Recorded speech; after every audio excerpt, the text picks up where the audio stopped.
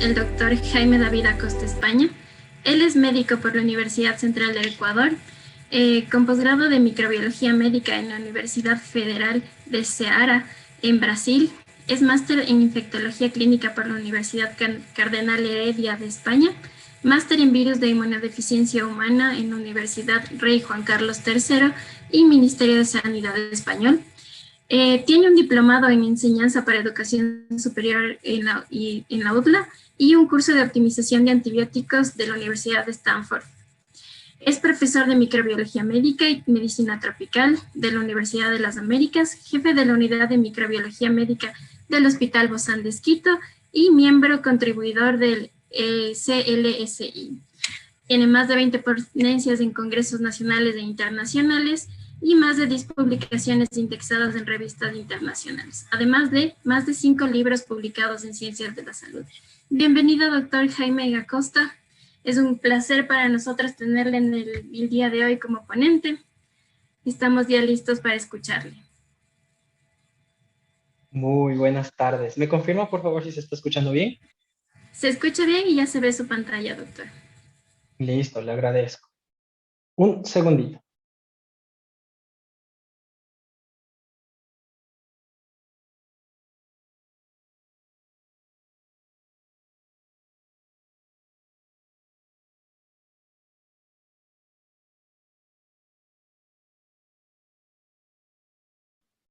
Mil disculpas. Bueno, primero felicitar al excelente doctor que me precedió. De hecho, me encantaron algunas acotaciones que hizo y esta charla va un poco guiada a lo que él también discutió, ¿sí? Entonces, vamos a hacer un análisis juntos de la interpretación clínica del antibiograma, ¿sí? Eh, la pregunta es, ¿cuán importante es un antibiograma? Y esto podría tener varias respuestas. Y dentro de las primeras, como probablemente ya lo deben haber escuchado tal vez en una exposición previa, ¿sí? Según la Organización Mundial de la Salud, posteriormente, aproximadamente desde el 2050, aparentemente la morbilidad y mortalidad por microorganismos multidrogoresistentes será mayor que inclusive pacientes oncológicos y otras causas, hasta inclusive pacientes crónicos. ¿Y qué quiere decir esto? Pues que por varios factores actualmente asociados a un conocimiento que se llama One Health, una sola salud, que viene del inglés, ¿de acuerdo? Se han desarrollado resistencias que pues nos han colocado en un lugar en donde es muy difícil tratar a ciertos tipos de pacientes hospitalizados con infecciones asociadas a la atención en salud, lo que antes se conocía como infecciones intrahospitalarias, y de hecho, esto nos lleva a poder usar un antibiograma, entender qué es mi antibiograma y cómo me ayuda para el tratamiento de mi paciente. De hecho, nosotros ya hemos tenido algunas otras ponencias y también analizaba lo de COVID y resistencias. Y de hecho, este 2050, después del COVID, yo creo que se nos va adelante. De hecho, mi estimación es del 2030, espero estar equivocado, pero también, ¿no? Con COVID hemos visto pacientes comunitarios con ivermectina, nitazoxamidas, ciprofloxacinas, ceftriaxona, con las famosas hospitalizaciones domiciliarias que después llegan complicados a los hospitales. Entonces, todo esto nos lleva, además de saber entender cómo tratar, cuándo tratar, además es importante entender el momento adecuado para solicitar un cultivo, saber interpretarlo, que será la charla del día de hoy. Entonces, vamos a conocer la utilidad clínica del reporte microbiológico, correlacionar estos hallazgos con la clínica, además entender las metodologías usadas para un antibiograma, porque la interpretación es diferente en base a estas, conocer además los principales mecanismos de resistencia, le vamos a dar así una pequeña vista, un overview de qué es lo que ustedes al menos deberían saber y ir a profundizar, y además usar adecuadamente los antibióticos en base a unas recomendaciones finales. Entonces, comenzamos con la utilidad clínica del reporte microbiológico y su correlación clínica. Y lo más adecuado es hacer un aprendizaje en base a problemas, ¿no es cierto? O sea, ¿para qué me sirve? ¿Y cuál es la realidad de aplicabilidad de lo que vamos a ver? Y esta es la realidad de aplicabilidad, ¿sí? Entonces, ¿qué nos dice? Es un paciente femenino de 32 años, gestante, de 22 semanas, al momento con temperatura de 38 grados centígrados y con trabajo de parto preterno. Sí, sí. Yo sé que es un problema concreto, yo sé que no hay los antecedentes y todo lo demás de la historia clínica, que extrapole el objetivo de esta clase. de esta charla. Entonces, la primera pregunta que les quisiera hacer para ustedes, ¿no es cierto? Ya interiormente, porque lamentablemente no podremos interactuar como quisiera, ¿sí? Es, ¿qué se solicitaría e indicaría? ¿Cuáles son los probables diagnósticos de este paciente? ¿No es cierto? Y ustedes probablemente me dirían que tenemos una gestante con trabajo de trabajo de parto prematuro o pretérmino, ¿sí? Y esta temperatura de 38 grados centígrados probablemente nos orienta a una infección, recordando que una de las principales causas de este trabajo pretérmino suele ser la infección en la mujer embarazada. Entonces, en base a esos diagnósticos y algunos otros que se manejaban en la emergencia, ¿sí? Este es un paciente real que se atendió en un hospital de tercer nivel. Se vio una biometría de 17.000 con neutrófilos del 85%, linfocitos del 14%, hemoglobina de 10 miligramos sobre decilitro, hematocrito del 30%, plaquetas de 168.000. En la bioquímica la glucosa fue aparentemente normal, las pruebas hepáticas nada que nos llame la atención, y en el hemo se vio ligeramente turbio, leucocitos positivos, nitritos positivos, bacterias positivas, y se observó bacilos gram negativos, además de 18 piocitos por. ¿No es cierto? Entonces, hasta aquí, ¿cuál sería su probable diagnóstico? Una infección de vías urinarias, y tenemos un hemo notablemente hacia infeccioso. Recuerden que el valor predictivo positivo es muy alto cuando hay leucocitos, nitritos y bacterias, y la muestra fue bien tomada, ¿no? Siempre la calidad de la muestra es fundamental para la microbiología. Y bueno, luego, después tuvimos este reporte, ¿sí? En este reporte, como ustedes pueden ver, si nos enfocamos en esta parte de aquí, que no puedo hacerlo, no sé por qué, ¿sí? Bueno, en el reporte se vio este montón, se vio un microorganismo que es Klebsiella pneumoniae. De esta Klebsiella pneumoniae, revisen cómo se ve, y aparentemente solo sensible a amicacina. Y la pregunta que yo siempre suelo hacer, que me gustaría que sea un ejercicio para su casa, en donde estén, en su oficina, o donde quiera que estén atendiendo a esta conferencia, es, ¿tiene algún patrón de resistencia esta bacteria? Si fuera así, ¿cuáles son las opciones terapéuticas? Si yo estuviera en la emergencia, ¿de acuerdo? Debía haberle puesto antibiótico. ¿Con qué antibiótico debía haber comenzado? ¿Podía comenzar con amicacina en una mujer embarazada? ¿Qué otras opciones hay para el patrón de resistencia que tiene esta bacteria? ¿Cómo se da el antibiótico? ¿Qué interacciones tiene este antibiótico? ¿Cuál es la dosis de mi antibiótico? La vía, la presentación, la preparación. Sé cómo orientar a enfermería, cómo preparar el antibiótico que yo recomendaría. Todas esas preguntas deben estar subsanadas antes de atender a un paciente infectado. Porque estos son los primeros errores que vemos. El médico no conoce su epidemiología local, además no conoce la epidemiología internacional, que ya la relatan las guías de práctica clínica, en donde de ahí sale la terapia antibiótica. La terapia antibiótica sale de la evidencia. ¿De qué evidencia? De la evidencia académica, de la evidencia científica, de algo que ya vamos a hablar en esta charla, de la cartilla de susceptibilidad. Porque en base a eso voy a instaurar mi antibiótico. ¿Y cuál es el mayor problema? No nos acordamos de que hay que preparar bien, de que hay que pasar bien el antibiótico, de que hay que saber en cuánto tiempo es infusión continua, es una sola dosis, es en bolo, es diluido, es en salina, es en glucosa, le puedo pasar con electrolitos, le paso el antibiótico y luego después le paso el calcio. Todas esas preguntas deben ser respondidas porque las interacciones, las formas inadecuadas de preparar, pasar todos los medicamentos como se puede, como se ha visto en algunos servicios de la salud, van a modificar inclusive la curva terapéutica. No me van a dar, por ejemplo, muchos iones pueden quelar diversos tipos de antibióticos. Y todas esas preguntas deben estar subsanadas antes de decir, este es el antibiótico y ya. Entonces, ¿sí? Lo curioso de esto es que acá nos pone algo llamado SIM. Ustedes me podrían decir qué es la SIM. Entonces, todo esto deberíamos poder responder antes de poder dar un antibiótico, prescribirlo. Y otra cosa súper importante, también se hicieron hemocultivos. Y si ustedes se acuerdan, ¿cierto?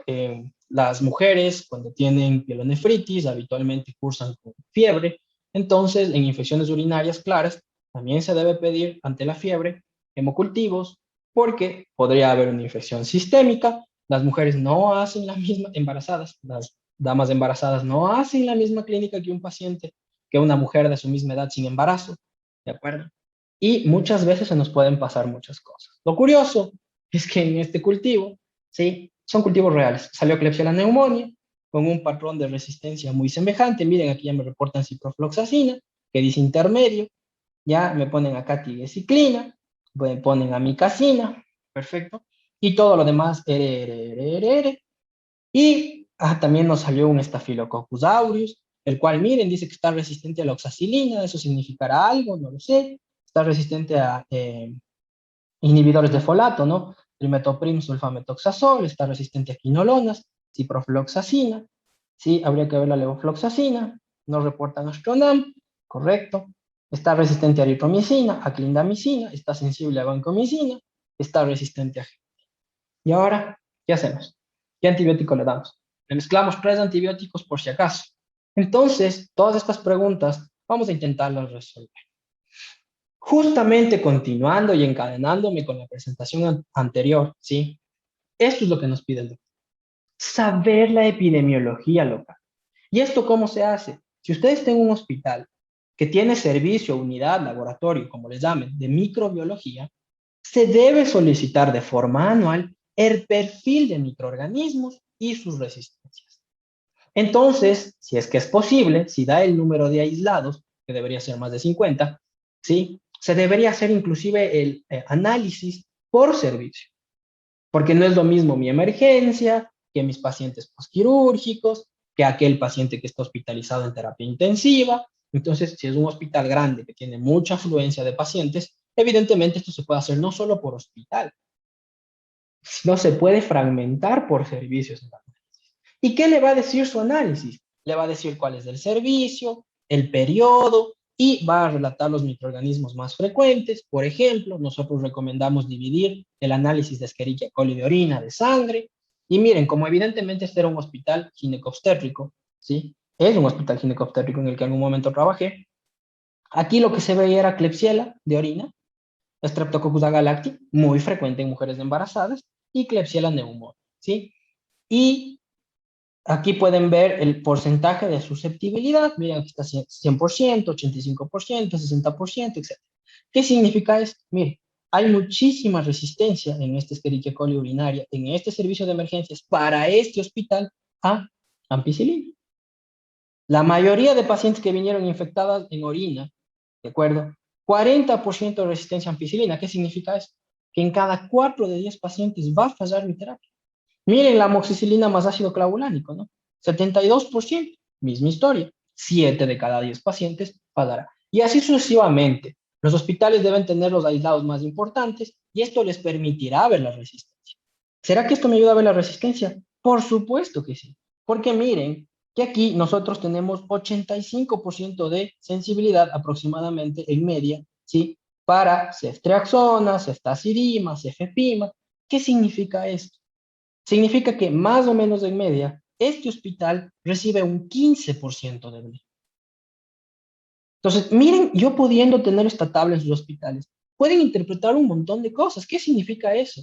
Aproximadamente 1 de cada 10 pacientes puede venir con un mecanismo de resistencia llamado beta-lactamasa de espectro extendido, el cual rompe cefalosporinas de hasta 4ª generación y monobactámicos, o sea, aspirin. ¿Qué significa esto clínicamente? Que yo, en algunas mujeres que tengan peor revolución, que tengan infecciones recurrentes y entre otros parámetros, quizás pueda optar por otras terapias más fuertes porque le podría sospechar que 1 de cada 10 podrían venir conmigo. Pero ¿quién me dice esto? Esto me dice un servicio de microbiología y de emergencia bien coordinado. Porque lo primero, para poder tener estos resultados, usted necesita que sus médicos de emergencia, como lo dijo el doctor previamente, pidan cultivos. Y lo segundo, deben contar en su servicio de microbiología o laboratorio de microbiología con una persona que se dé el trabajo de analizar los aislados, sacar los porcentajes y de esas cepas cuáles fueron resistentes, cuáles fueron sensibles, y esto le puede ayudar a su hospital. Porque ustedes ya deben saber, si trabajan en hospitales, habrá el hospital X que tiene más la bacteria Klebsiella pneumoniae productora de carbapenemasa, pero mientras tanto, por ejemplo, el hospital Y en infecciones intrahospitalarias tiene más la pseudomonas productora de BIM, que es otro tipo de carbapenemasa y eso. Y evidentemente, cuando ustedes tienen una infección en estos servicios, eso ya les ayuda a instaurar una terapia empírica, además de las guías internacionales. Bueno, y estos son otros ejemplos, etc. Y esto tiene que ser correlacionado con la clínica, con el examen de orina, con un urocultivo, porque definitivamente esto puede cambiar. De hecho, les cuento, esta paciente que vimos, ¿sí? Fue ingresada desde el servicio de emergencias hacia alto riesgo obstétrico. En alto riesgo obstétrico desarrolló una sepsis. En el momento del ingreso, la paciente tuvo ceftriaxona, que es una medida más o menos prudente para la mayoría de pacientes, pero lamentablemente esta paciente tuvo un patrón de resistencia que lo vamos a discutir un poco al final. Esta paciente fue llevada a terapia intensiva, se alcanzó a madurar el bebé nació pretérmino, nació un paciente pretérmino de 33 semanas creo que ya fue, pero la paciente continuó en terapia intensiva, no eliminaba su bacteria de la orina, seguía con todos los signos clínicos, una paciente chocada con todas las lepras, ¿sí? Con un aporte de vasoactivos gigantesco, y una PCT altísima pese al tratamiento que le instauraron, por lo cual posteriormente se cambió la terapia y después del cambio de terapia basado en el cultivo, la paciente fue dada de alta de terapia intensiva, regresando a hospitalización de ginecología y reencontrándose con su bebé unos días después. Entonces, el impacto clínico del antibiograma nos ayuda a elegir el tratamiento antimicrobiano, porque no siempre nuestra terapia empírica va a ser. Y esto ya es cuestión de probabilidades, ¿sí? Tenemos la probabilidad de que venga una carbapene más. Tenemos la probabilidad de que venga una BLE. Y eso va a depender de su epidemiología local. Y aunque fuera pequeña, existe la posibilidad. Y recuerden, ya lo dice la campaña de supervivencia a la sepsis. Mientras más tiempo pase mi paciente sin el antibiótico adecuado, más riesgo de mortalidad. Porque alguna vez yo discutía y decía, no importa, lo importante es ponerle antibiótico. No, no le sirve de nada ponerle ceftriaxona a una BLE, de nada. Porque eso hace la BLE, destruye las beta-lactamasas, activa las beta-lactamasas, destruyendo el anillo beta-lactámico, por lo cual deja inservible la ceftriaxona, la cefepime, la ceftazidima. Entonces, esa es la importancia. Claro, usted puede comenzar con un tratamiento empírico, pero en un buen laboratorio de microbiología, ¿sí? Usted va a tener un reporte en 48 horas, si la muestra fue buena, si el aislado está puro, bueno, algunos factores, y eso le va a ayudar a cambiar en su paciente la terapia. Pero también tenemos que conocer la epidemiología local y mecanismos de resistencia, porque ese es otro problema. Me llaman porque, bueno, trabajo como ya habían comentado, en el Hospital Los Andes, y recibimos muestras, inclusive a veces hasta de lugares públicos, de públicos, de privados, particulares, pacientes con consulta externa, en fin, bastantes pacientes, ¿ya? Y muchas veces, ¿no es cierto? Yo llamo al médico y le digo, por favor, doctor, le alerto de que esta bacteria es una resistente a carbapenems. Y me dice, no se preocupe, doctor, está con ceftriaxona. Y yo, estimado doctor, le estoy comentando que es resistente a carbapenems. Ah, es una KPC. Ya, doctor, ya la vamos a poner colistina. Entonces, no funciona así. Las resistencias son variadas. Y de hecho, inclusive hoy acá en el Ecuador, bueno, no sé si es que haya gente fuera del Ecuador, pero acá en el Ecuador los laboratorios de microbiología, ante estos aislados resistentes a carbapenémicos, se ven obligados de enviar Spalinsky. Y después de un tiempo, si ustedes son buenos y han enviado todos, han hecho todos los cultivos necesarios, y este laboratorio ha enviado estas cepas al INSPI, van a tener un perfil epidemiológico molecular. Porque cuando INSPI le responde, le da la confirmación de cepa, le da la confirmación del aislado y además también le menciona el mecanismo de resistencia. Y ya vamos a ver que las resistencias no son tan fáciles como decir toda carbapenemasa es KPC. Eso es un error. Es como decir todos los carros son la marca Vallenita tu papá. ¿Ya? No, pues hay diferentes marcas de carro, hay diferentes tipos de carbapenemasa y no todas son KPC y no todas llevan el mismo tratamiento. Establecimiento de medidas epidemiológicas, y eso es lo que todo el mundo se olvida. Cuando hago esto más así presencial, más interactivo, ¿sí? Me dicen todas las medidas, todos los estudios, le piden todo lo que se imaginen. Le digo, a ver, y ahora sí ponga las indicaciones. Y al poner las indicaciones, nadie dice medidas de aislamiento de contacto. Porque, por supuesto, aquí puede haber una transmisión horizontal en su hospital. Y si usted no establece una medida de aislamiento de contacto, simplemente mañana va a tener 7 pacientes de la misma sala infectados en algún lugar con la misma cepa. Y esto nos va a llevar a un control de infecciones, porque todo está ligado. Todo es una cadena. Si uno se equivoca, marchamos toditos. Y generación de políticas de uso adecuado de antimicrobianos, que eso ya es la instauración del PRO, ¿no es cierto? Como le conocen en Estados Unidos, Antimicrobial Stewardship. Entonces, ¿qué significa esto? sea, una pequeña cosita, una hojita de papel con eres y eses, un acumulado de sensibilidad, como lo vimos, puede cambiar el manejo de infecciones en su hospital, siempre y cuando lo sepamos utilizar. Y definitivamente es importante entender las metodologías usadas para este antibiograma, ¿no es cierto? Entonces, ¿qué es un antibiograma? Es una metodología in vitro, la cual me permite hacer una extrapolación de si la bacteria que yo estoy cultivando va a responder o no a mi antibiótico en mi humano. Y entonces la pregunta es, ¿quién se inventó esta locura? ¿Qué tiene que ver un papel con antibióticos para yo saber si mi paciente va a responder o no va a responder? Esto es una pregunta que viene respondiéndose desde 1960, con estudios de Kirby y Bauer, que después fueron abordados por la Asociación Europea de Microbiología y en Estados Unidos por el CLSI, que es el The Clinical and Laboratory Standard Institute, el cual, ¿no es cierto?, ¿qué hicieron?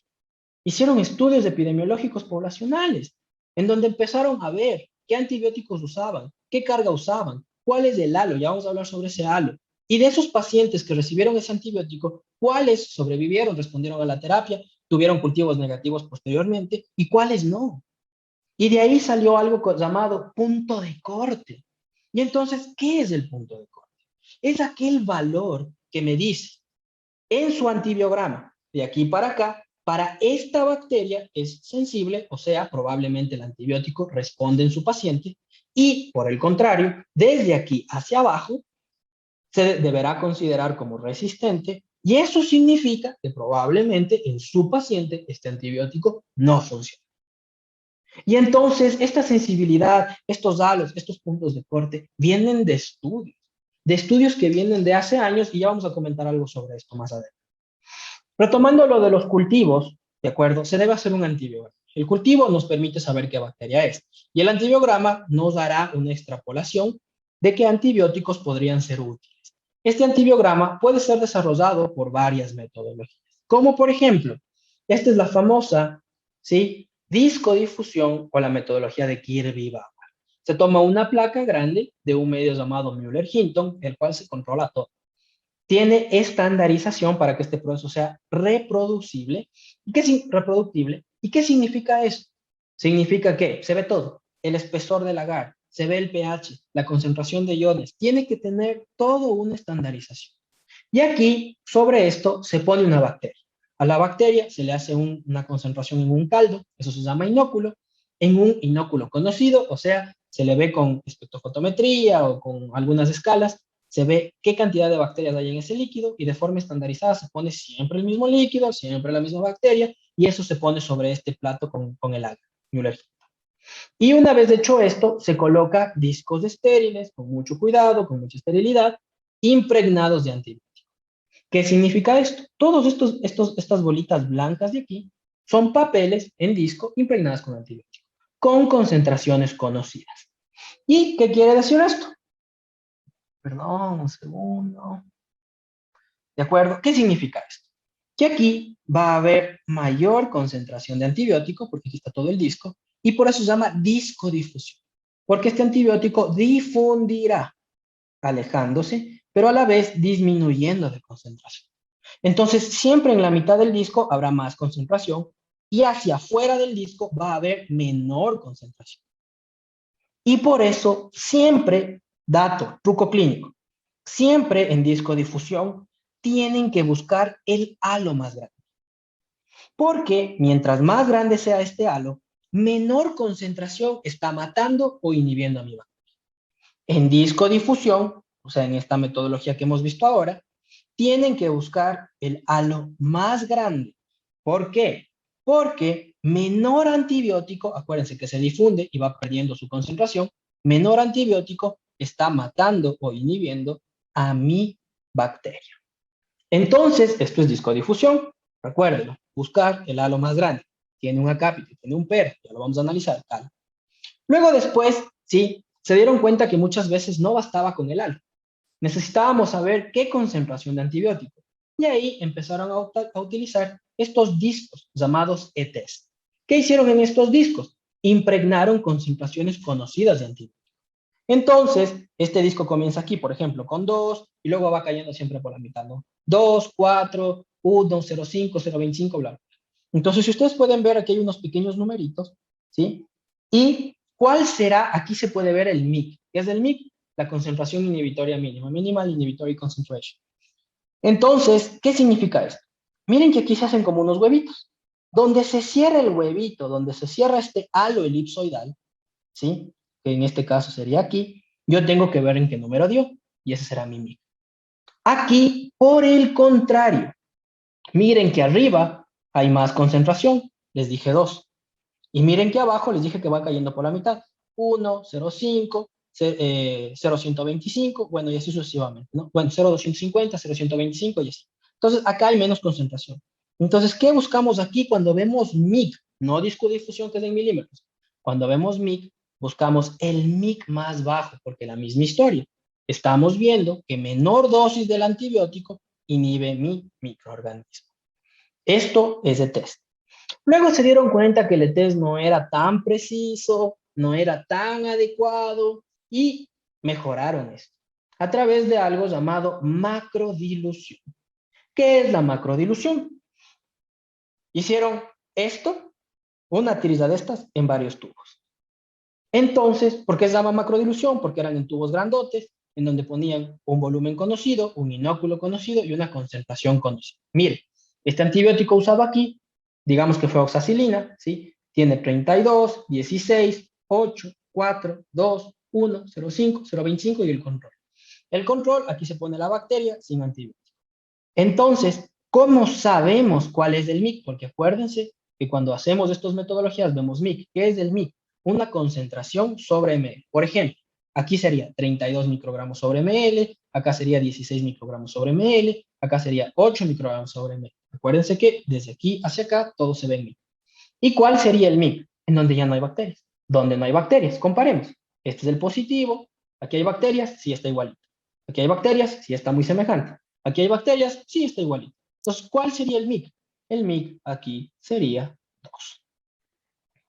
¿Por qué es mejor este? Porque este se ve un antibiótico con varias diluciones de una forma más confiable. Pero esto se demoraba muchísimo. Hacer esto para una bacteria significaba hacer un montón de tubos, porque esto es una bacteria, un antibiótico. Un ejemplo, Staphylococcus aureus oxacilina.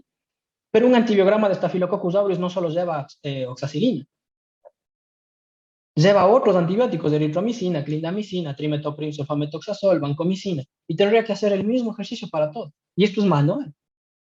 Todito se hace manual. Entonces se inventaron algo llamado microdilución en cálculo.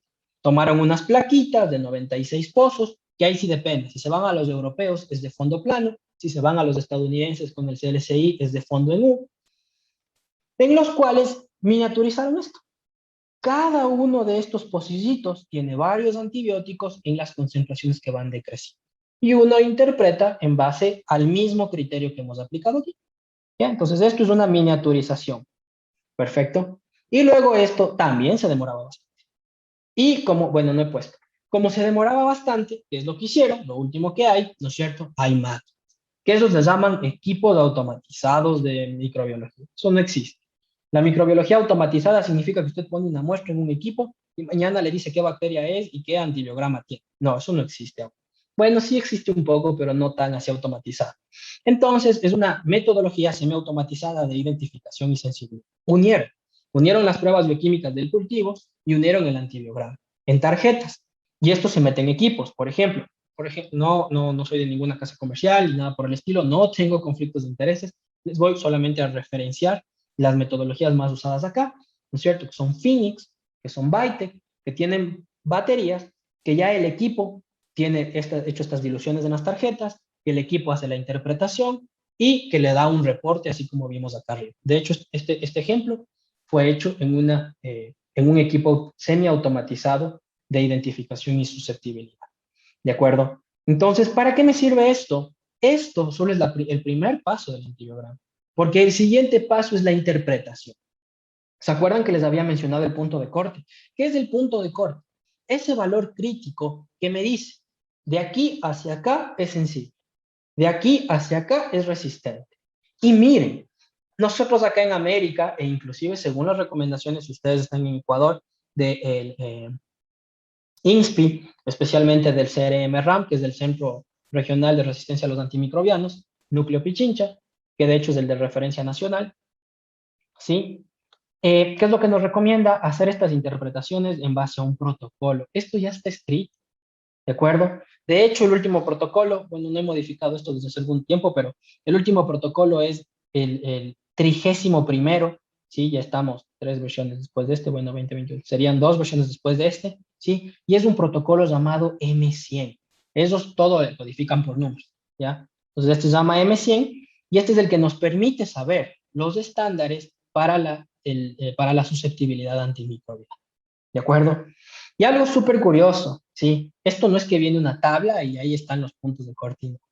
Esto se divide por bacterias. O sea, el punto de corte para mi Staphylococcus aureus no es igual que mi Staphylococcus lugdunensis, que mi Staphylococcus pseudointermedius, peor aún para mi Staphylococcus epidermidis, ¿de acuerdo? Y peor todavía si ponemos aquí géneros diferentes. No tienen nada que ver los antibióticos y los puntos de corte utilizados, por ejemplo, para Escherichia coli versus Staphylococcus aureus. ¿Sí? Y solamente para ponerles un ejemplo de lo que nosotros hacemos en el laboratorio, ¿sí? Nosotros, bueno, yo me sé casi de las bacterias más importantes de esto, ¿sí? Tenemos las enterobacteriales, esto ya cambió, ya nos llaman enterobacteriasis, se llaman enterobacteriales, ¿sí? Mire, esto quiere decir que esta tabla que está en este documento nos sirve para la interpretación de Escherichia, de Klebsiella, ¿de acuerdo? Estas bacterias que son muy frecuentes en todas las enterobacterias. Y esto es por fármaco. Entonces, la ampicilina, ¿de acuerdo? Vamos a tener que el disco, la concentración del disco que tiene que estar estandarizado es de 10 microgramos, ¿sí? Y miren cómo tiene 2 secciones, ¿sí? Va a tener una sección que les va a decir que es en milímetros, miren, aquí está, milímetros, ¿sí? Y otra sección que les va a decir que es en microgramos sobre ml. Esto es otro punto, a ver. Si ustedes ven que los valores están en milímetros, ustedes saben que fue por discodifusión, porque aquí se mide el halo, se mide los milímetros, ¿de acuerdo? Y si ustedes ven que está en microgramos sobre ml, ustedes sabrán que fue por cualquiera de estos. Lo más habitual es microdilución en caldo o estos equipos automatizados. Entonces, miren, truco. Y tiene diferentes interpretaciones. Lógico, son diferentes magnitudes, diferentes medidas. Entonces, ampicilina, y aquí está el punto de corte que les decía. Para considerar a Escherichia coli sensible a ampicilina, debe dar un halo mayor a 17, mayor o igual a 17.000. O sea, si tiene 17, 18, 19, 20, 21, 22, 23, 24, 25, será considerado sensible. Y por otro lado, todo halo menor a 13 milímetros será considerado resistente. Intermedio de 14 a 18. Estos son los puntos de corte. ¿Desde cuándo es sensible? ¿Desde cuándo es resistente? ¿Sí? Y miren cómo cambia totalmente si nos vamos al MIC. ¿Qué nos dice el MIC? ¿Sí? Miren, aquí es diferente porque es MIC. ¿Ya? Acá es el más grande, acá es el valor más chiquito. ¿Sí? Todo valor de ampicilina en Escherichia coli menor o igual a 8 será sensible. O sea, 8, 4, 2, 1, 0, 5, 0, 250, 0, 125 y hacia abajo. ¿Ya? Cualquier número de esos es considerado sensible. Y ahora vamos a la resistencia. Todo valor mayor a 32 será considerado resistente. O sea, 32, 64, 128. ¿De acuerdo? ¿Qué significa esto? ¿Se acuerdan que antes les había dicho que para este busquen el halo más grande y para microdilución busquen el MIC más pequeño, el número más pequeño? ¿Sí? Debe ser basado en el punto de corte. ¿Por qué? Porque no es igual el punto de corte por ejemplo, ampicilina que de amoxicilina más ácido clavulánico o, por ejemplo, de piperacilina. Y entonces deben buscar el halo más grande en relación al punto de corte. O sea, para considerar que por ejemplo, Escherichia coli es muy sensible a ampicilina, debería tener un halo de 25, 26. Miren cómo se aleja del punto de corte, casi 10 puntos.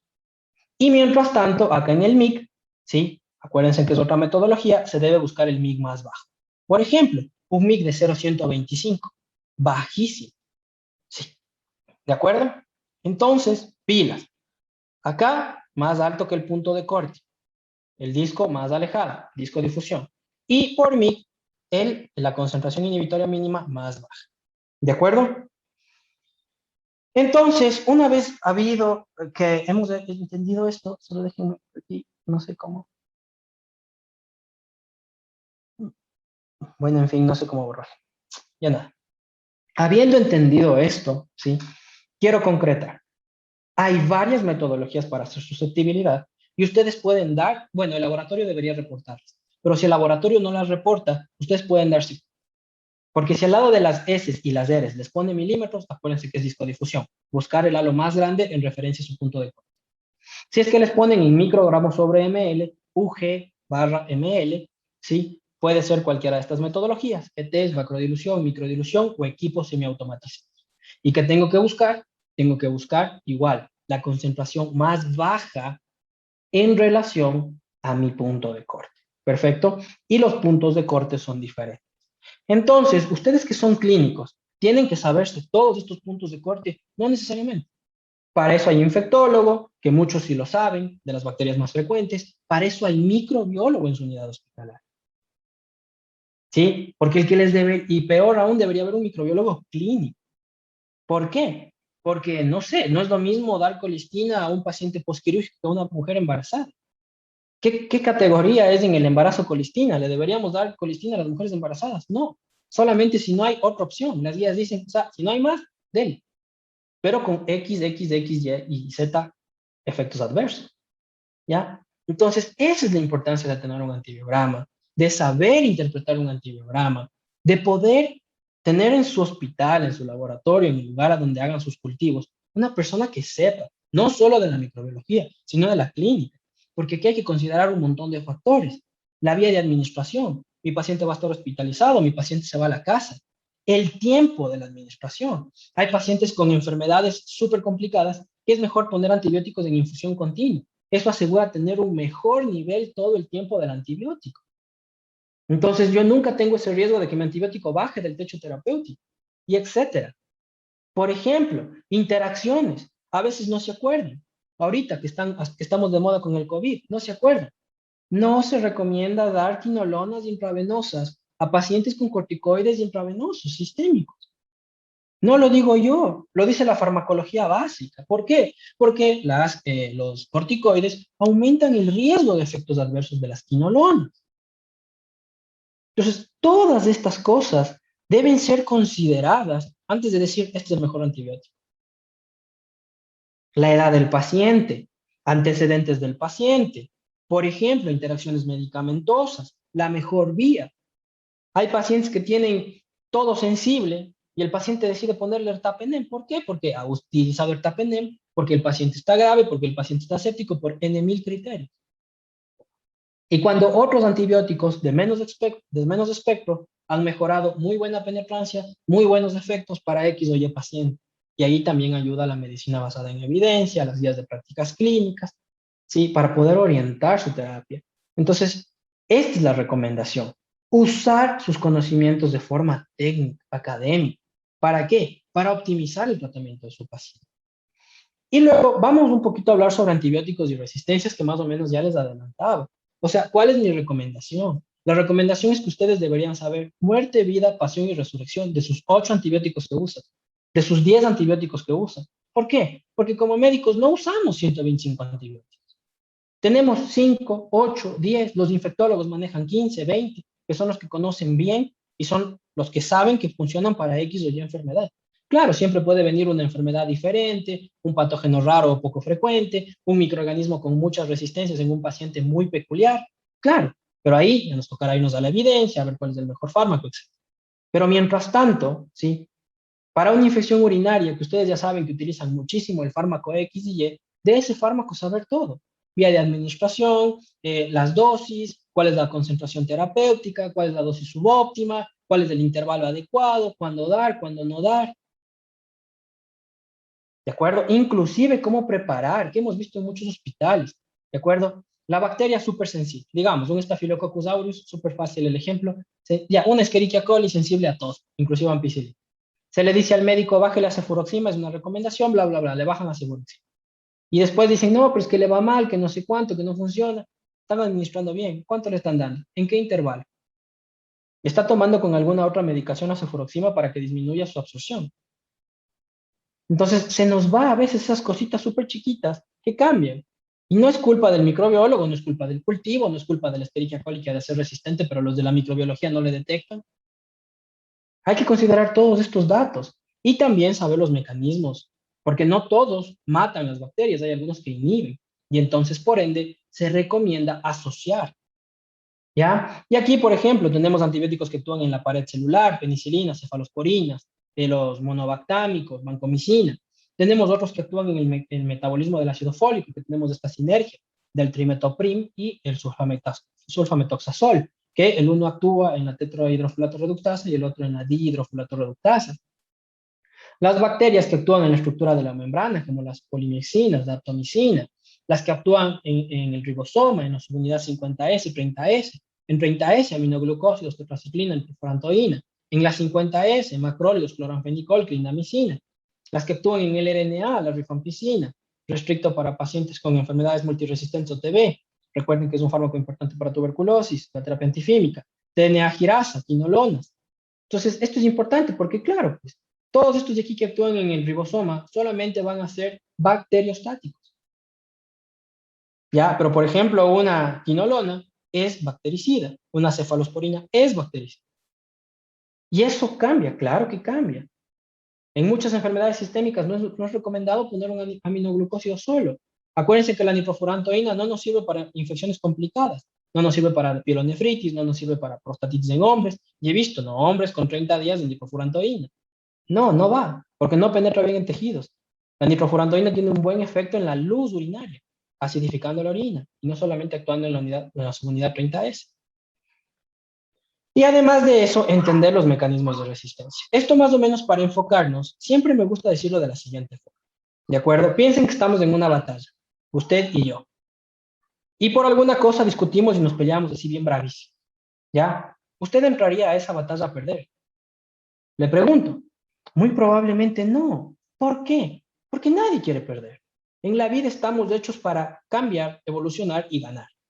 Y ya lo dijo Charles Darwin, el que no se adapta no sobrevive. ¿Y qué han hecho las bacterias? Nada, pelear, sobrevivir, adaptarse. Y estos mecanismos de adaptación son las famosas resistencias. Entonces, generan diferentes adaptaciones para que los antibióticos no sirvan más. Y aquí van a haber varios mecanismos. Pueden tener, por ejemplo, bombas de flujo, que son unos canales que botan hacia afuera todo el antibiótico.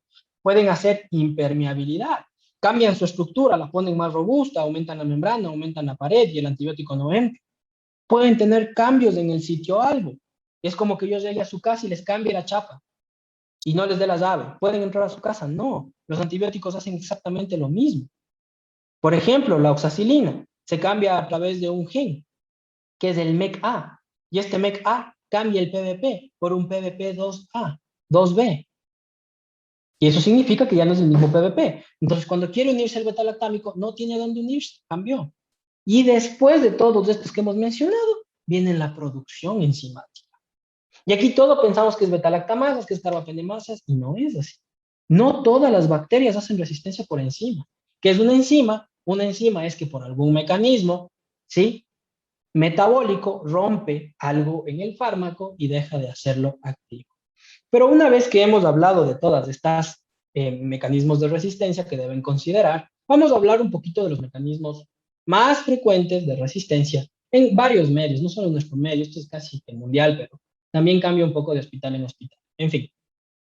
Entonces, aquí vamos a dividir las enterobacteriales, ¿sí?, de los estafilococcus, que ahí abordamos un montón de patógenos muy frecuentes y abordamos la mayoría de microorganismos que pudieran infectar a sus pacientes, ¿no es cierto? Entonces, en estos estafilococcus nos vamos a enfocar en el Staphylococcus aureus. Los otros estafilococcus hay que pensar bien cómo fue tomado el cultivo, qué tipo de infección tiene el paciente, cuáles son los antecedentes para considerar si son o no son infecciosos. Porque, por ejemplo, en un saprofíticus puede ser infección de orina. Hemos visto estafilococcus hemolíticos destrozando úlceras perineales y con cultivos de biopsia de tejido después de limpieza quirúrgica. Entonces, siempre asociar a la clínica y a la toma de muestras, ¿sí? El cultivo es tan importante como la toma de muestras. Si su toma de muestras no es óptima, entonces su cultivo ¿Qué resultados puede tener? Entonces, vamos con Staphylococcus, ¿no? Tenemos la resistencia a la oxacilina o al cefoxitin, que no son, bueno, sí, la oxacilina sí es un antibiótico, pero en el antibiograma se utiliza más como un marcador de resistencia. Porque si fuera un Staphylococcus epidermidis y fuera resistente a la oxacilina, significa que será resistente a todos los beta-lactámicos. Si fuera un Staphylococcus aureus y fuera resistente al cefoxitin, la oxacilina se reemplaza por cefoxitin, eso dicen esas guías que les comenté, el CLCI, ¿de acuerdo? Significa que es un MRSA. ¿Qué es un MRSA? Un Staphylococcus aureus resistente a meticilina u oxacilina, es lo mismo. ¿Y eso qué implicación clínica tiene? Esos nombres. Y eso significa que cuando usted lea que es un Staphylococcus MRSA, tiene probablemente el gen MEC-A y le cambió su PVP. Entonces, ningún beta-lactámico puede funcionar. Pero doctor, démosle una aminopenicilina. Ningún beta-lactámico puede funcionar. Ya pues doctor, démosle una ureidopenicilina. Ningún beta-lactámico le puede funcionar. Perfecto doctor, démosle unas céfalos de cuarta. Ningún beta-lactámico puede funcionar. Ya pues doc, ya, mucha cosa también. Démosle un carbapenémico, un mero, un ERT. Ningún beta-lactámico va a funcionar. Entonces, un MRSA significa que ningún beta-lactámico funcionará porque cambió el sitio algo, cambió el lugar en donde se llegaban a unir, llave receptor, llave herradura, ¿no es cierto? Que ya vimos en la bioquímica hace muchos años atrás, ¿de acuerdo? MRSA, resistencia a oxacilina o cefoxitin, marca resistencia cruzada a todos los beta-lactámicos. MLSB, esto significa resistencia a macrólidos, lincosamidas y streptograminas de grupo, la cual puede ser inducible o constitutiva. Esto significa que la bacteria ya tiene un gen y la inducible es cuando tiene el gen pero está dormida. Y el rato que usted le da uno de esos antibióticos a su paciente, se despierta el gen y la terapia funciona. ¿Y qué quiere decir esto? Que no le puede dar ningún macrólido, acitromicina, no le puede dar ninguna lincosamida, clindamicina, no le puede dar ninguna streptogramina B, que es la streptogramina B. Así fuera inducible, porque en la inducible normalmente tenemos falsa sensibilidad. ¿Y cómo se detecta esto? Se detecta a través de la eritromicina y clindamicina. Para inducible, hace un fenómeno en D, en la eritromicina y clindamicina, y para eso tienen que llamar a su laboratorio de microbiología, porque eso no viene dibujado en su antibiograma, solamente viene a veces un comentario, si los microbiólogos conocen cómo deben reportar esto. ¿Ya? Y la constitutiva significa que el paciente es resistente a eritro y clinda, si es resistente les va a salir R en eritro, R en clinda, y evidentemente aquí no se puede considerar ningún fármaco, ni en la inducible no se debe considerar. Entonces, si ya tenemos beta-lactámicos bloqueados, macrólidos, lincosaminas y streptograminas bloqueadas, con los estafilococcus nos vamos a pensar en un vancomicina. ¿Se acuerdan? El glicopéptido que actuaba arriba, ¿sí? Entonces, de esta vancomicina también ya hay resistencia. Hay el VISA y hay el VERSA. El VISA, resistencia intermedia a Staphylococcus aureus, y el VERSA sería resistencia absoluta, totalmente resistente a Staphylococcus aureus. ¿Hay VERSA aquí en Ecuador? Sí. Hemos detectado Staphylococcus aureus resistente a vancomicina. Y entonces, ¿quién nos queda? Dependiendo del foco, estaría aquí, por ejemplo, linezolida. ¿Y hay resistencia a linezolida acá en el Ecuador? Por supuesto que sí. El INSPI nos dice que ya se han detectado, pocos casos, pero se han detectado con resistencia a linezolida mediadas por el gen Optra1. ¿De acuerdo? Entonces, todo esto podemos interpretar de un antibiograma si nosotros sabemos leerlo. Acá, la oxacilina o el cefoxitin. Aquí, la eritromicina y la clindamicina. Acá, resistencia a la vancomicina. Y aquí, resistencia a linezolida. Luego vamos con las enterobacteriales. Aquí es un poco más complicado, pero les traje lo más frecuente. Lo siento, pero les traje lo más frecuente, que son las beta-lactamasas, las carbapenemasas y resistencia colística.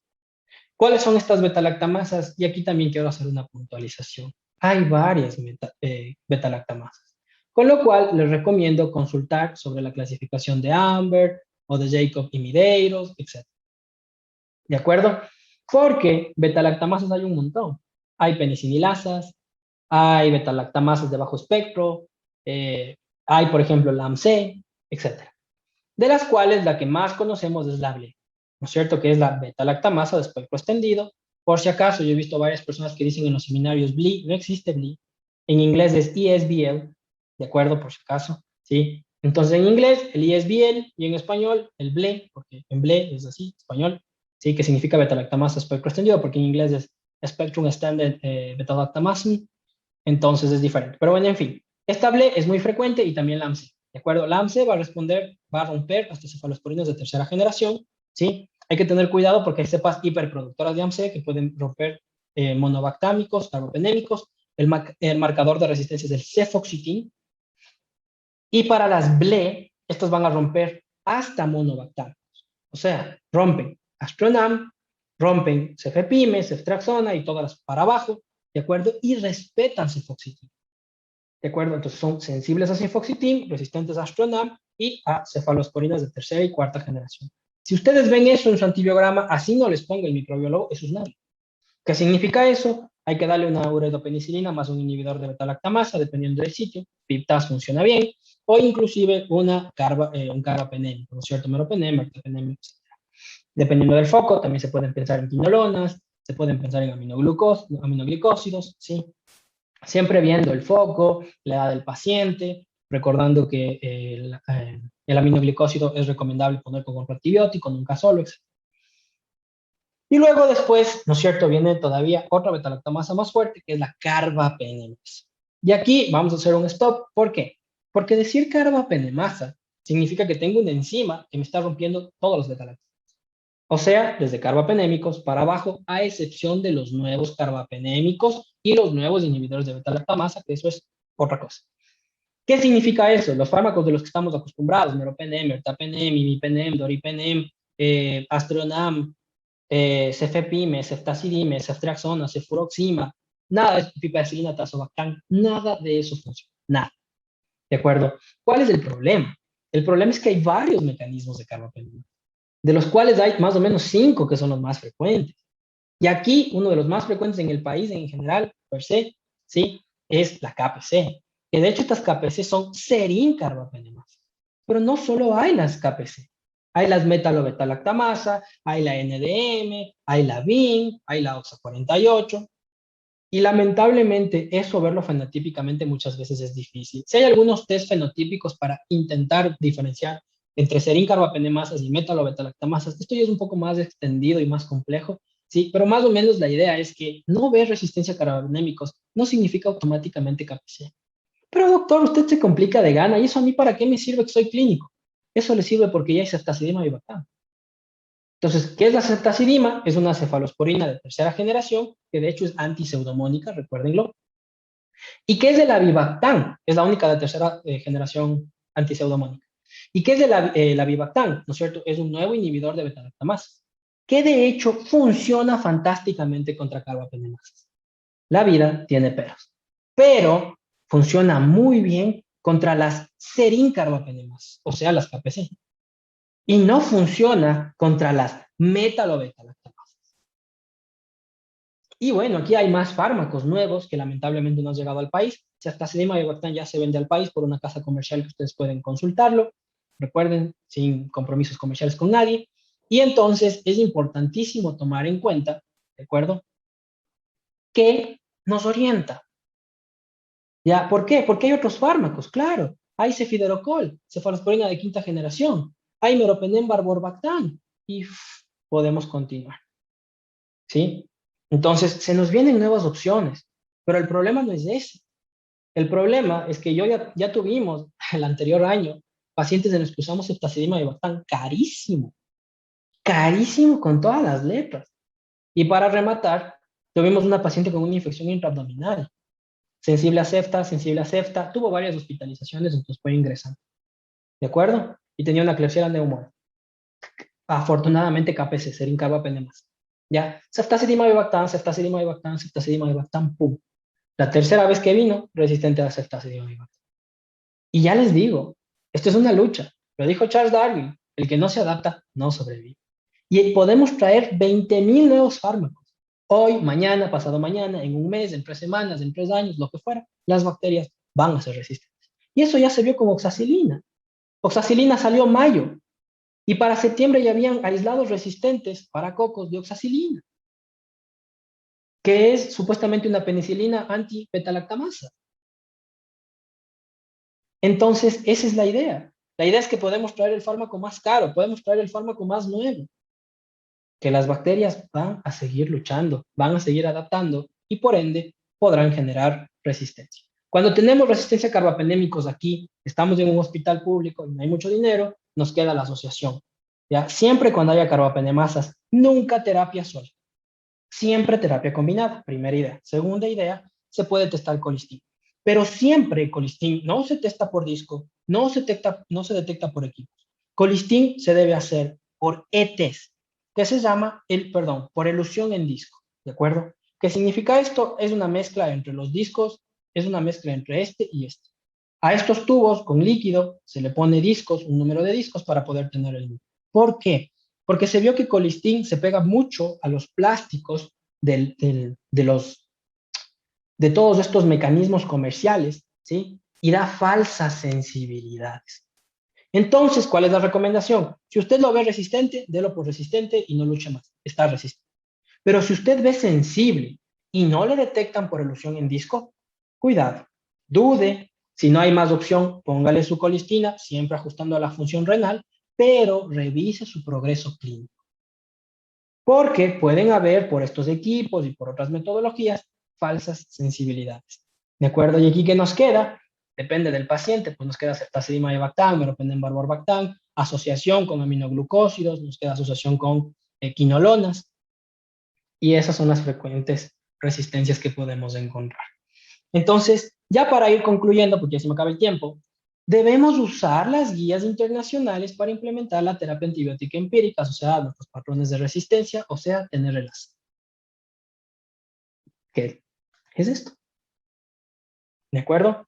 Luego, en casos infecciosos, solicitar cultivo dependiendo del origen y cuidar la toma de muestra. Como les había dicho, todo depende de su toma de muestra. Conocer los antibióticos más frecuentes para su práctica diaria y los mecanismos de resistencia, porque eso les ayudará a escoger mejores antibióticos. Y usar el apoyo de un microbiólogo clínico, de un infectólogo, en la interpretación en caso de ser necesarios, porque ustedes como médicos no creo que se van, o sea, bueno, pueden hacerlo, ¿no? Si ustedes lo desean, pero es poco probable que se vayan a aprender todos esos puntos de corte, que ni yo me sé de todos los microorganismos, solo me sé de los más relevantes, los más frecuentes. ¿Sí? Entonces, con eso concluiría la charla de hoy. Les agradezco muchísimo y espero que nos podamos ver en una próxima ocasión. Muchas gracias, doctor Acosta, por la presentación. Realmente muy útil la información que nos ha dado. Es algo que pues lo usamos en la práctica diaria y que es necesario que todos lo sepamos y que todos lo pongamos mucha atención. Vamos a proceder con un par de preguntas que tenemos por parte del auditorio. Le voy a dar lectura a las preguntas para así resolver las dudas de los participantes. La primera pregunta, primero agradeciéndole por su charla. Muchas veces a nivel público en el antibiograma no se testean antibióticos que se encuentran disponibles en el hospital por A o B razón. En caso de que tengamos alta sospecha de que dicho antibiótico va a ser útil en el síndrome infeccioso a tratar, ¿la recomendación sería utilizar el antibiótico o deberíamos apegarnos al antibiograma? No le escuchamos, doctor. Sí, lo siento, muchas disculpas. Ya. Entonces, de acuerdo. A ver, la primera pregunta es, ¿ese antibiótico no está en su hospital porque no está en el cuadro nacional básico en Ecuador? Si es que no está en su hospital porque no está en el cuadro nacional básico, sí, se puede comprar de forma concomitante. Primera idea. Si el paciente necesita ese fármaco y hay que darle ese fármaco. Si es que lo necesita y no hay más opción. Primera idea. Segunda idea. Ese antibiótico no está en su hospital porque no se ha pedido y es parte del cuadro nacional de medicamentos, con todo el cariño y todo el respeto, eso es cuestión hospitalaria. O sea, se deben adquirir los fármacos en base a la epidemiología de la microbiología y tener los fármacos dependiendo de las resistencias que ustedes tienen. ¿De acuerdo? Ahora, usted tiene un fármaco que tiene en el hospital y que no esté en el antibiograma. Ahí hay dos opciones. O es un fármaco que no se puede usar o es un fármaco que se puede extrapolar. Por ejemplo, usted tiene norfloxacin, usted tiene moxifloxacin, o por ejemplo, podría tener levofloxacin. Y en su antibiograma usted ve ciprofloxacin. Si ve en su antibiograma ciprofloxacina sensible, lo más probable es que levofloxacina, norfloxacina, ofloxacina, etcétera, sean sensibles. Y usted debe extrapolar esa sensibilidad. Ahora, si usted ve ciprofloxacina resistente, debe extrapolar a que todos los antibióticos que mencioné fueran resistentes. Primera idea. Y segunda idea, ¿de acuerdo? Muchas veces no se ponen antibióticos. Bueno, si es que es un microbiólogo clínico, yo, ¿sí? Yo elimino antibióticos. ¿Qué antibióticos elimino? Elimino antibióticos que no van para el sitio de infección. Entonces, si tiene un microbiólogo entrenado, recuerde que si a veces le suprimen un antibiótico, quizás es porque no sea la mejor opción en el sitio de infección. ¿De acuerdo? No sé si con eso respondí la pregunta. Claro que sí, Doc. Perfecto. Entendido en ese caso. La siguiente pregunta viene por parte de, primero felicitándole por la ponencia, dice, en el caso de tener un KPC resistente al colistín y no disponer de una ceftazidima o avibactam, ¿qué alternativa nos podemos, qué puede recomendar? Amica, Genta, Quinolona, Levo, Cipro, Cipro. Si es que es sangre, Cipro. Si es que es respiratoria, Levo. Y como es una carbapenemasa, siempre asociar. Entonces, nosotros a veces cuando no teníamos, usábamos colistina amica, cuidado el riñón, ajustar las dosis, siempre estar ahí con la dosis renal, ¿sí? Usábamos colistina Cipro, ¿ya? Cuando alguna vez no hubo por algún motivo también de adquisición colistina, usamos amica Cipro, ¿ya? Entonces, eso es lo más frecuente que se asocia, entre aminoglucósido, inolona y el glicopéptido que es la colistina. Perfecto. Una pregunta más. Dice, es evidente que en la actualidad y en el contexto del COVID-19 se está dando un abuso en el uso de antibióticos. El futuro, el impacto a futuro de esta práctica, ¿cuál sería? ¿Una nueva pandemia, tal vez? Ya tenemos. Tenemos una epidemia de microorganismos multiresistentes. Lo tenemos. Ujú. Estamos con tuberculosis multiresistente en el país, estamos con tuberculosis panresistente en África, estamos con Neisseria gonorrea resistente a las betalactamasas en Asia. Esa es la respuesta. La respuesta es que, acuérdense, presión selectiva. ¿Qué es la presión selectiva? El antibiótico me va a matar mis bacterias sensibles y me va a dejar mis bacterias resistentes. Entonces, eso hacemos todo el tiempo. Si yo le doy antibiótico con una verita, les estoy enseñando a las bacterias, vea, esto algún día les va a matar, aprendan, aprendan, aprendan. Y solo se van quedando las más resistentes y vamos a tener ahorita una epidemia de multiresistencias y dentro de poco una pandemia de multiresistencias. Y de hecho, esto ya está pasando, ¿no? Acuérdense de Candida auris, un patógeno fúngico multiresistente que ya está en Colombia, que ya está en Perú, que ya está en Brasil, y todos tiemblan porque la mortalidad es altísima y es resistente a casi todos los antifúngicos. Si a veces suerte, es sensible a anfotericina. Perfecto. Uh -huh. Unas dos preguntas más en honor que tenemos todavía el tiempo. Dice, en un germen AMPC, con la intención de evitar un mecanismo de resistencia BLE o BLEA, ¿usted recomendaría iniciar una ureidopenicilina o carbapenémicos? Uh -huh. Muchas gracias. A ver, primero, ¿no es cierto? Si usted quiere evitar resistencias, debe evitar al máximo los carbapenémicos. Todos los artículos lo dicen, ¿sí? Si quieren me pueden escribir un mail, les mando los chorrocientos artículos. Los carbapenémicos estimulan más la producción de betalactamasas y carbapenémicos. Entonces, depende del foco, la ureidopenicilina va súper bien. Y ahí, por ejemplo, yo les voy a decir orina, un pequeño ejemplo. Busquen. Hay una revisión del 2018 o 2019 que ustedes pongan piperacilina tazobactam versus carbapenémicos en infecciones urinarias. ¿De acuerdo? ¿Sí? Es una revisión buenísima en donde muestra que no hay diferencia el uso de piperacilina tazobactam versus meropenem, ertapenem. Hay el mismo rate, el mismo valor de curación y el mismo valor de complicaciones, no demuestra diferencia estadísticamente significativa, así que le dice que usted puede utilizar por igual piperacilina tazobactam o carbapenem. Así que lo más adecuado debería ser pensar en la piperacilina tazobactam en BLES. Ya no hay las bleas, sí, se eliminó eso de las bleas, pero eso ya es otra charla. Correcto. Y pues para terminar, muchos pacientes, no solamente ahora por la pandemia, sino también hace mucho en general, eh, terminan después de una hospitalización, sobre todo en unidades intensivas, unidades críticas, con estas bacterias resistentes, estas bacterias raras, sensibles y todo, pero terminan siendo pacientes colonizados que después de un tiempo se realizan un antibiograma, por ejemplo, y siguen pues con el germen ahí. ¿Qué consideraciones tenemos con estos pacientes? ¿Son colonizados por cuánto tiempo? ¿Hay que hacer un nuevo tratamiento antibiótico sabiendo que nunca se le dio, por ejemplo, un tratamiento de los que sale un antibiograma después de un mes? ¿Qué consideración tenemos con ellos? La primera pregunta es dónde está la colonización, porque no es lo mismo una colonización de fosas nasales, que cutánea en las manos, que gastrointestinal. La segunda idea es que hay medidas para prevención de colonización. Hay lavado de los pacientes con clorhexidina, hay la limpieza de los tubos, etcétera, etcétera, etcétera. Y el aislamiento de contacto. Entonces, ¿qué significa que un paciente se me colonice? Con todo el cariño, no estoy juzgando a nadie, eso es así, lo siento, lo dice la evidencia, ¿sí? Significa que hay transmisión horizontal de microorganismos. Y esto significa que no se están llevando en cuenta ni las medidas de precaución estándar, ni las medidas de aislamiento. Entonces, el problema está en controlar lo que hacemos para que el paciente no se colonice. ¿Y por qué me voy al antes y no al colonizado? ¿Qué dice la evidencia? No debemos tratar pacientes colonizados. El paciente colonizado no se debe tratar.